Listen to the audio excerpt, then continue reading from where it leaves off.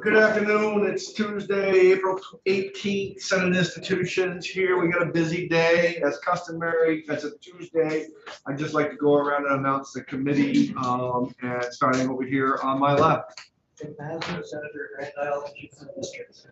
Wendy Harrison, Senator, Wyndham District. Irene Runner, Chittenden North, including Fairfax. Brian Collmore, Rutland. Linda Lehman, Committee Assistant. Senator Russ Ingles, Essex District, and good day. Hope everybody's having a great day. We're going to start today's discussion out with Dan Dickerson, Fiscal Analyst, Joint Fiscal Office. And Dan's got some new sheets for us, and he's got some new ideas about how he's moved some of the dollars around on our capital bill. All right. Yeah. Pretty busy. All right, I'll try to make this as brief as I can, given that you have a busy day. Dan Dickerson, Joint Fiscal. So I was able to connect with the chair on Friday. We sort of went through the list of where you guys had relatively firm changes to incorporate into a fresh spreadsheet. And then as I was working on it, a few other possibilities popped into my mind that I went ahead and threw into sort of an alternate version. I ran them both by the chair, and he said that he felt comfortable putting forth the whole slate of possibilities as far as just shifting money around. So that's what I have for you today. A lot of it was like on the Harrison Amendment, we call it now. We're actually trying to focus a little bit more on where bonded dollars ought to be and where cash ought to be. And Dan took it upon himself and moved some of that around and did some balancing and did some things on that. And also with some of the testimony we've taken from some of the people that came in, and also some of the nodding maybe from the chair of our House counterparts, kind of massaged the bill a little bit and got it make it pretty palatable to this point so far, versus not really knowing how palatable it is. But he put it, he did some balancing act. So sorry, Dan. Oh yeah, no problem. So you'll see several different types of highlighting on here, just because I've modified it a little bit. But on the House column, you've got the highlights of the House changes from the governor. In the Senate column, you've got sort of tentative, or you've got highlights for sort of the tentative changes in green. And then over here on the left in yellow, these are places where I took, I guess I'll say, somewhat of creative liberties, and I'll walk through those. But I guess just to step back, there were two objectives that I sort of had going in on these additions. And one is your committee had heard from Sean Brown that the 150 or the money for the State House continuing to explore the State House expansion was probably better served by being under the cash fund, given that it's possible that it won't happen, and using bonded dollars for a project that isn't carried through becomes problematic. So I needed to I wanted to move that money down to cash. The other approach or objective that I had is, typically in a 2-year capital bill, UVM has a line item for bonded dollars, and the state colleges has a line item for bonded dollars. And what the governor had proposed did provide funding for BSC, but it was all under the cash category. And I thought that it might be better to have at least some money in bonded dollars just for consistency's sake, because in past years you would see that there's a line item for BSC for major maintenance, a line item for UVM. So what I did was, given we've got $9 million for BSC right now, I said, what if I could take $3 million of that, which roughly matches what UVM would be getting, move that into bonded dollars and shift some costs down to cash, and still sort of line up with what you guys had already decided. And I was able to do that. And so with that said, I'll walk through what I've put forward here.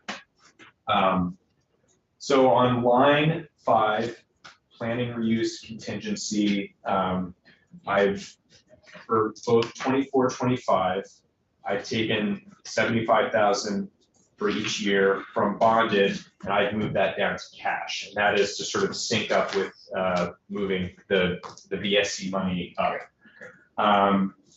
This is where I won't perfectly align with the Harrison Amendment. But I identified two projects that they are, actual infrastructure projects, but they look like they're pretty quick. They're gonna happen in a year, 2 years, so the money's gonna move quickly.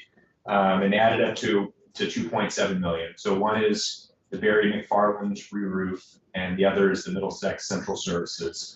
So like I said, those added up to 2.7. So I moved those to cash. All right, and you made a note that you moved it to cash. Yes. So that's great. Yeah. Yeah, that's sort of an, No. I'm testing this, adding some additional notes in here, but yes, I noted that for those two. And then line 14, this is the State House expansion. You had decided to drop that from 250,000 to 150,000. So I made that change, and then I moved that 150,000 down to cash. So for these 4 lines, these are monies that are moving down to cash. And then as I move forward, you'll see where on line 65, I've now added for the state colleges, 1.5 million per year up in the bonded dollar category, just to give them a line item along with EVM to remain somewhat consistent with prior years. So that's a 3 million total for the 2-year capital bill cycle. That's a new line, 65. New line, but he just put $3 million there and left $6 million in cash. Yeah. Oh, I'm sorry. I've got there's one additional change that I forgot under BGS. I apologize. Line 15, Newport Courthouse. This was $750,500 in FY24. I have removed that. Okay. Entirely or put it to cash? That is removed. We took that out ourselves as far as that 750, because they had told us they didn't need that, and that's Oh, what, right. that's what we've been working on as far as to distribute some of that money. But I still leave them with 500,000 that they said in cash, that they said that they could live, that they could be happy with. Okay. And then there was one other one I just showed on the first page.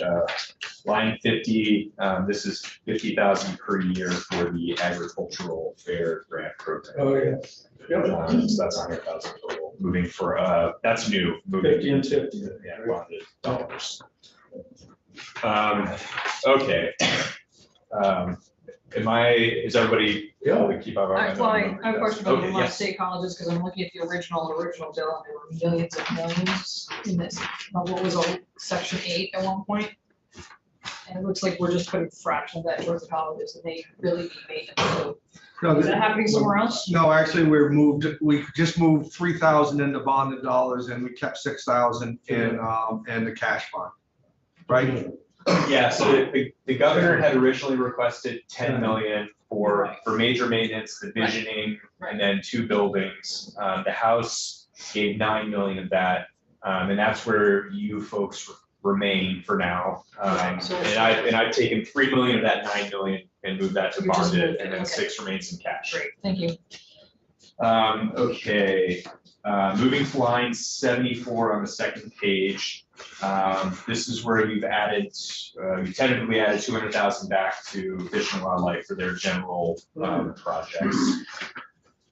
I'm sorry, That was line 74. And then line 76, this is a new category for walleye under ANR, and that's 25,000 per year for 2 years, so 50,000 total. And then, so those are all the changes so far for bonded dollars. I just want to point out on page 3, line 166, over on the far right, you see that right now you're sitting on 500,000 that you would remain on the bottom line unless you decide to reallocate or allocate it elsewhere as you continue working on this bill. So right now you got 500,000 bonded dollars to put somewhere if you want, or you can leave it until next year to get some additional flexibility. But Chances are we won't do that. So now moving on to page 4, this is the cash category, section 17. So line 170, I guess there are sort of two options for you all here. There was 150,000 that I moved from bonded to cash for the BGS reuse planning contingency. I went ahead and put all of that into FY24, but the other option is you can do 75,000 per year for 24-25. So this shows all of it going in 24, but I can certainly, in the next version, I can spread it out over 2 years. One reason I put it in FY24 is because right now Senator Probst is assuming a total cash fund spend in the capital bill of 39,485,000. So that kept that number consistent with what they're doing. Right. But I think they would, if you wanted to move 75 of that over, I think they would be fine with that. I'd like to keep that number as consistent as can. I've talked with the chair of the Probst, and I'd like to keep that a familiar number to us. Okay, great. Line 183, this is where I've taken 3 million from the VSC and moved that up to bonded dollars. So it's still in the bill, it's still funded, it's just moving from one place to another, or one funding source to another.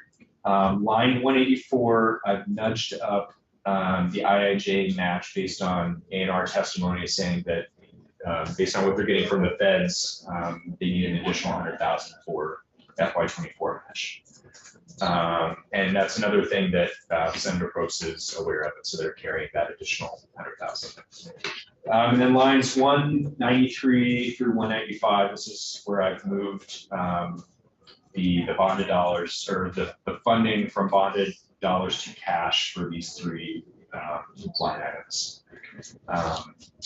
And so right now, so you're spending, in total, you're spending 100,000 more in cash, and that's for the A&R match. And that's something that, like I said, Senator Probst is aware of, and they're carrying that on their books. So that's. Yeah, I'm glad to get that out there, because it was always, every time we started talking about that, it was like, oh yeah, well, you gotta remember that 100,000. So it's, yeah, so it's now we're very, very accurate. So, yep, go ahead, Dan. Oh, no, I was done. Okay, so committee, we have $500,000 left. Take a look at what Dan's done. I think they're reasonable changes. A lot of what he's done is to really align with Senator Probst, and that's really where we need to be right now. So unless there's something that's really, really bothering you in a big way, these numbers that we have right now, that minus the 500,000 that we are just sitting there, are probably the numbers that we're going to look like in our final bill, depending on what goes on here in the this week. So just look at it. We don't have to make any decisions on any of that stuff now, but look at that and just see how you feel about it when it's all said and done. So we're getting closer and closer and closer to getting the final product. Yeah, it's helpful, thank you. Yeah, you're welcome. Thank you, Dan. You're quite welcome. Okay. All done. James taking care of that. Yeah. So, okay, we are moving on. Becky, are you all set for right now? Yeah, just listening. Okay, sounds good. Okay, so thank you, Dan. We're gonna move on now to Laura Trishman, State Historic Preservation Officer, Department of Housing and Community Development. And what we're looking to do is trying to get another overview of some of the programs that we have. I think what we had you in here for, Laura, is that we are thinking about maybe possibly appropriating a hair more money to one of the programs that you might have. If that was an option, we're kind of looking at maybe where might that go? I might have some senators that might have some questions about that, and so the floor is yours. Oh, thank you. For the record, my name is Laura Trishman. I'm the State Historic Preservation Officer, a position I've been honored to have for almost 10 years now. We have a number of programs in the capital bill, so I'm not quite sure which ones you're looking. We were looking to Yeah. take your money, give it back. Yeah. Well, I think maybe some of the committee members might have had some questions. So, Senator Harrison, go ahead. Thank you, Mr. Chair. Or another option would be, I was looking at the historic preservation grants and the barn grants in particular, maybe the cultural facilities, because it looks like those numbers the total number available of funding hasn't increased. I don't know since when, so that would be one question for you. And do any of these programs get more applicants than you have funding for? Yes. And by how much? Yeah, so all three programs actually were increased by $100,000 last two fiscal years. Oh, they were, okay, so the 300 The is a 300 new number is, as of, we got 300 the last biennium. It used to be 200. oh, okay, so you've recently had an increase. All right, I Yes. wasn't aware of that. Okay, good. Yes. Well, thank you for doing that. I'm sorry. So I think, I don't want to step on Senator Harrison's line of questioning.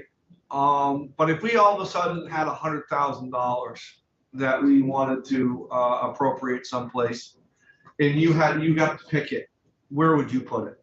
That's In a the good- programs that you have? I would put it with the state historic sites, major maintenance.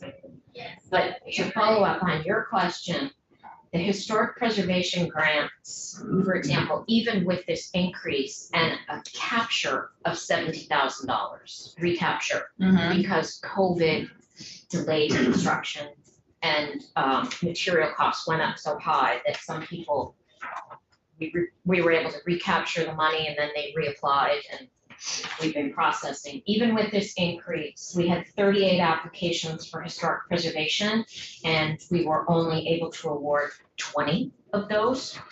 So that leaves 18 really good projects out there. For the barn grants, there were 39 applications, and we were only able to award 28. How much are those grants usually per grant, as far as on those barn grants? The barn grants are $15,000. We're looking to increase that to $20,000. Not this coming year, but for next year, which would reduce the number of applications, but would get stronger projects happening. Is that mostly for painting? No, No? painting is really the last thing we Oh. ever fund. Most of them are for foundations, structural roofs. So barn grants is $15,000 award, and the historic preservation grants are $20,000. What did they have to put? They put in money. So 50-50 match. So so when it goes out like a contract, they take the bid and you split it 50-50? Yes. And it's a reimbursable project. So the barn grants usually take about 3 years. The historic preservation grants are taking 2 years. Yes.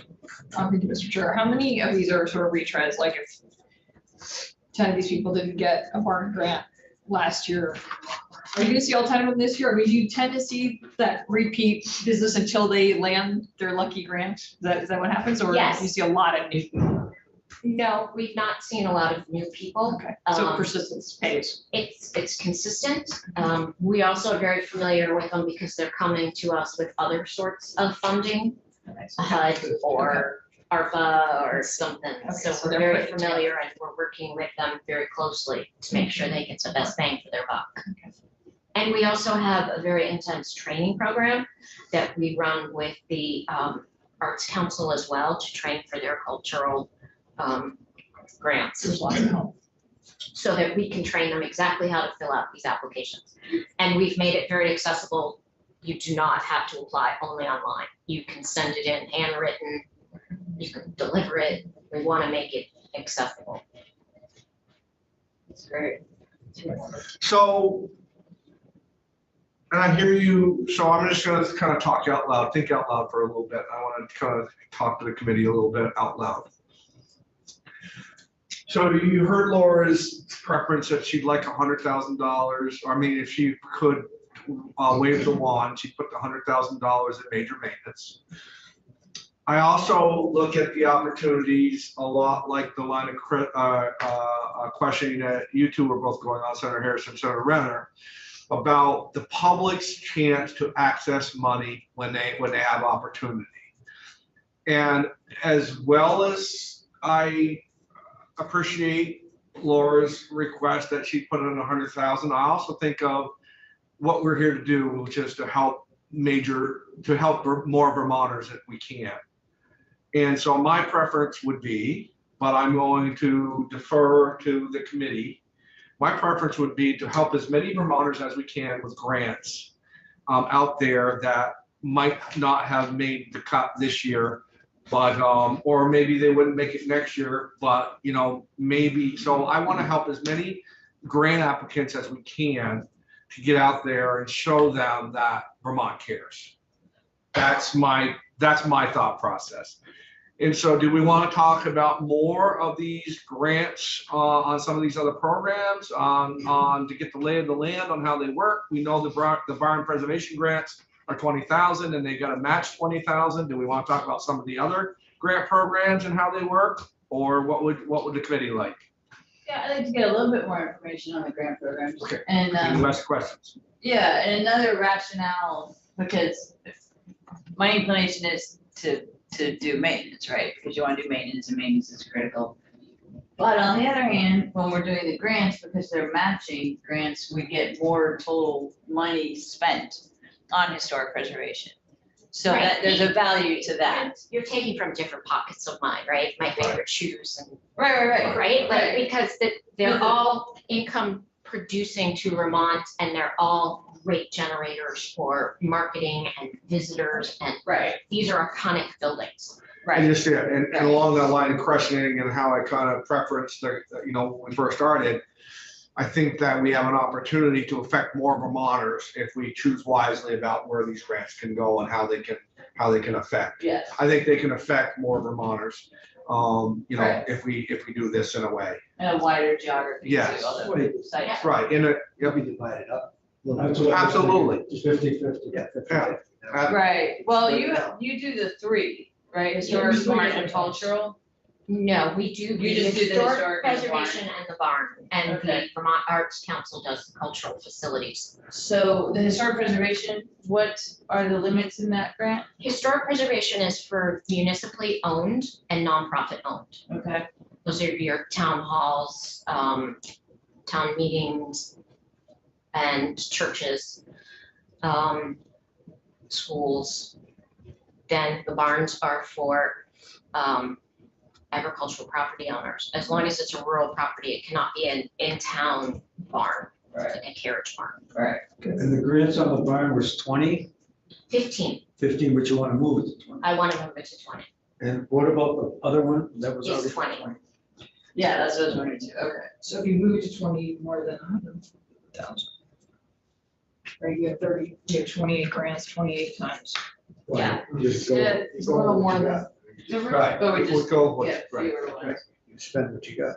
You may want to consider going to 18,000 this year instead of 20. yeah, I was trying to do the math. And we might have some other areas too. In fact, we've got other people that want to come in and some other areas. So nothing has to be decided today. But we wanna at least get the talk going. Yeah. Yeah, all right, I think I have what I need to. I'm curious more about the major maintenance. I remember you were referring to the Constitution House, for example, that needed tons of renovation because of the mold that happened. And I don't know if that's been fixed yet, right? We are waiting for that award to happen in May, but we've been doing site visits there and the mold is steadied itself over the winter, which is really great. So it's still something we have to take care of, but it's not growing. Is that a federal grant you're waiting Yes. for? Okay, Yes. So the feds might clean that house up. So we don't Yes. really have to worry about There that is one. no match for that. Good, because mold will always come back. And so glad that's someone else's This would watch. be a whole new HVAC system, restoration of the windows. And replacing everything inside, right? Everything's Oh, yeah, oh, yeah, That's good.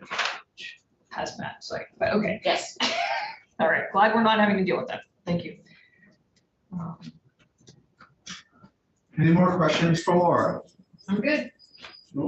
Thank you. Laura, Thank you very thank you. much. We're gonna, as you can see what we're up to, and I'm sure you'll probably be hearing back from us. Absolutely. Anything I can do to help? Thanks. Thank you very much. Appreciate it. Okay, so now we're, gonna move on. Do we have everybody on the screen here? We look like, okay, well, we can bring them on. We're now gonna move to the dry hydrant program. Looks like we have Troy Dare, Bill Sanborn, and Jill Arachi.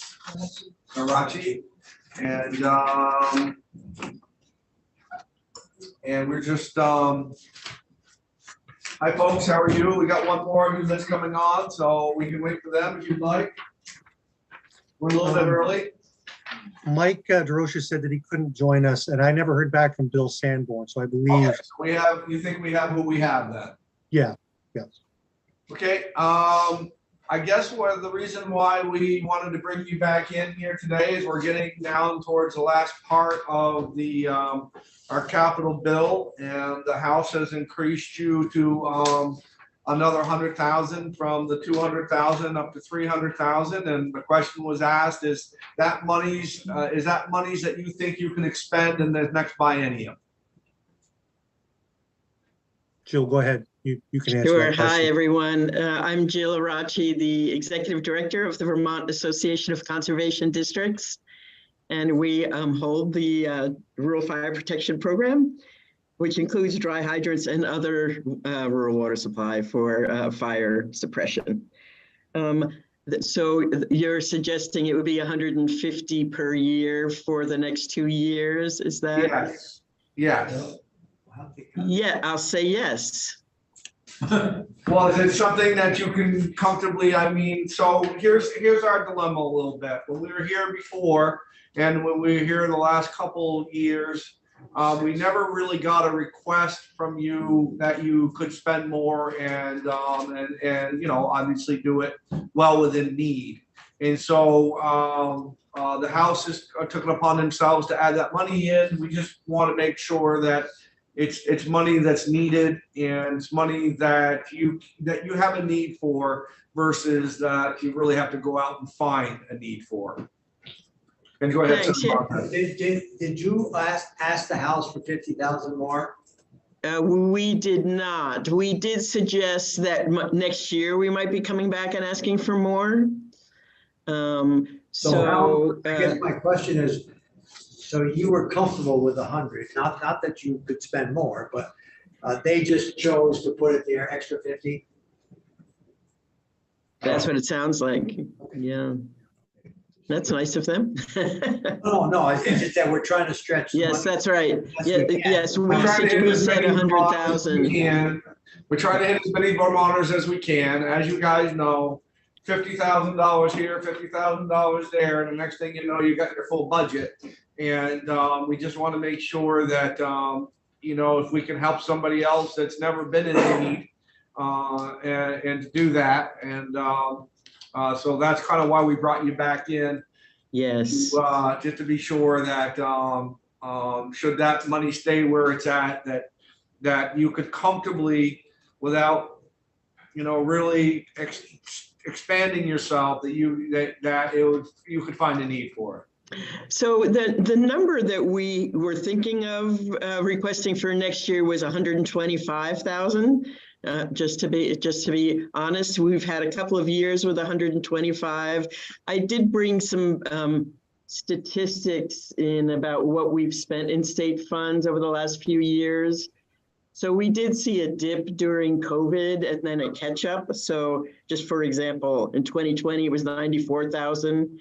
In 2021, it was 85,000. And in 2022, it was over 170,000 of state funds that we spent. So there is quite a bit of variation based on seasonality. Obviously, COVID had an impact on towns' ability to do the work. Size of projects, we generally do have a trend towards more complex projects. I think as Troy explained in the previous meeting the low-hanging, the inexpensive projects were the low-hanging fruit. And they are getting more expensive. And of course, there is increase in expense associated with construction throughout the country. And so the number we were thinking of was 125,000 per year, which I think I'd say I'm most comfortable with. A second issue is that we're underfunded on engineering time. So generally, we've never used these funds to pay for Troy's time. There's a $55,000 line item in the big bill for Troy's time, and it's Probably would have a hard time with that, just being fair with you on that, Jill, because the capital bill is something that needs to be expended over, it needs to have a useful life of 20 years or older. And so Right. we would have to be getting into the first time ever that we've ever had a cash component of our bill. And Yeah. unfortunately, as you can imagine, our cash is pretty much spoken for at this time.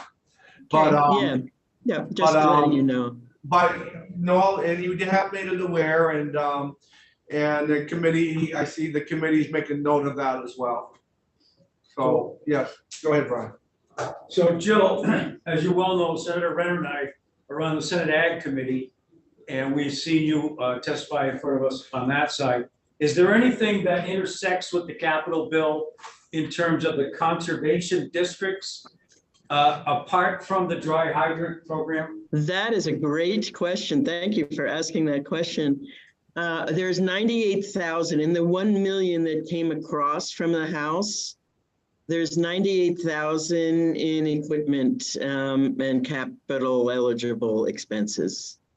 And I don't have all the details of that 98,000 right in front of me. I believe one district has requested a truck. For others, it's improvements to facilities, I believe. And for some, it's sort of smaller equipment items. I don't have that right in front of me, but I could certainly. Could we actually get that to Senator Collmore, Senator Renner? Could you do that?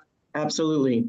Yeah, I mean, I'm just thinking, as Russ said, thinking out loud here, some of the, how do I put this? It's like the whole state only has so much money, and there's so much money plus a whole lot more, so much money that was asked for. There's only so much to go around, so I'm desperately trying to think of ways to, since we seem to have a little bit of a, I don't want to call it a surplus, but potential money that we could use, that if the dry hydrant could stay the way it is in the original governor's recommend, that we might be able to, depending on how the committee feels, take some of that and repurpose it. Help you out in another area where you have as much need in that area, Right. where you didn't have probably as much need in the dry hydrant program. So we're not talking about making that money go away, but repurposing it in another area where it would fit the capital bill, its mission, and help you out in that area. That would be great. Thank you. I'll ask our finance person to put that together. Is overnight soon enough? Yeah, sure. it is. We're gonna be working on this for the rest of the week, and we have notes written down and all of that, but if you could get that, that would be helpful. Yes. Great. Senator Harrison. Yeah, did you want to say? No, thank you. This is really helpful. Now, and this is kind of a long-term question, but with the dry hydrants, you obviously install them, and at some point they probably need some maintenance. But do you have a sense of where you are in terms of all the dry hydrants that the state will ever need? Or just think about it, because I can't imagine that we would be building them in this same rate for 10 more years, but if you could just try to give us a sense, I think it would just be helpful to know how far along we are on installing dry hydrants. I mean, maybe we're 5%, maybe we're 60%. I'm going to let Troy answer that one. Troy, Yeah. don't forget to introduce yourself. You don't have to answer it now if you don't want to, but I Yeah. think it would be really helpful to know how much progress we're making on the big goal. Well, Troy Dare, program manager and engineering technician. I've been here since day one. I actually did this program as a work study student. And then when I graduated from DGC, I took over the program as a technician and stuff. So I guess my feeling is that we're never going to reach saturation. there will always be a need, whether it's a lot smaller, you know, as Jill already mentioned, you know, we peppered the state with the easy installs over the years, and now we're getting into the more expensive projects of building fire ponds or cleaning out maybe a farm pond and putting hydrants in, you know, putting in more complex river and stream hydrants. That's why our projects are getting more expensive. You know, we're getting into just the bigger projects, things like that. You know, we've put in well over 1,000 hydrants in the state, and we're repairing and replacing some that are 20 years plus. But I guess the short answer is I don't think they will ever know. Vermont will never say we don't need any more hydrants. There will always be a need for them. Right. Does that answer your question, or? Yeah, I would think that we would taper down the new ones at some point, but it's not critical to have that information now. But if you think about it some more, and you know, we'll be here next year. And we'll be here, we'll be back same location next week too. Did you have anything to add, Jill, to that? To what I said? think what I would add is that there are repairs that are ongoing, and basic repairs the fire departments are responsible for. And if it gets more complicated, we do support repairs. And then we do have an infilling of population, right? So we are always looking for new areas where there's a gap in water supply. And those don't seem to have stopped coming, but they're getting a little more complicated. So if there's a pond and a pressurized system, those are $20,000 or $30,000 projects, and we're making a contribution. We're not supporting the whole project, and the landowner and the town is sort of combining funding sources to implement the full project. So they're also getting a bit bigger and more expensive. Yep. So committee, anything else for these folks?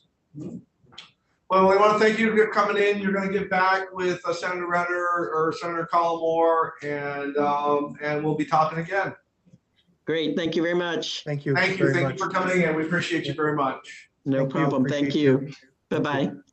Okay, committee, we're kind of moving along here, and I see Secretary Moore has entered the room. And is Eric going to come in? Would you rather wait for Eric or no? It would be my preference to wait for Okay, Eric, then let's but wait. if you're willing to give us Let's wait. 5 minutes. Yep. I'm gonna go see if he's in the cafeteria. Okay, sounds good.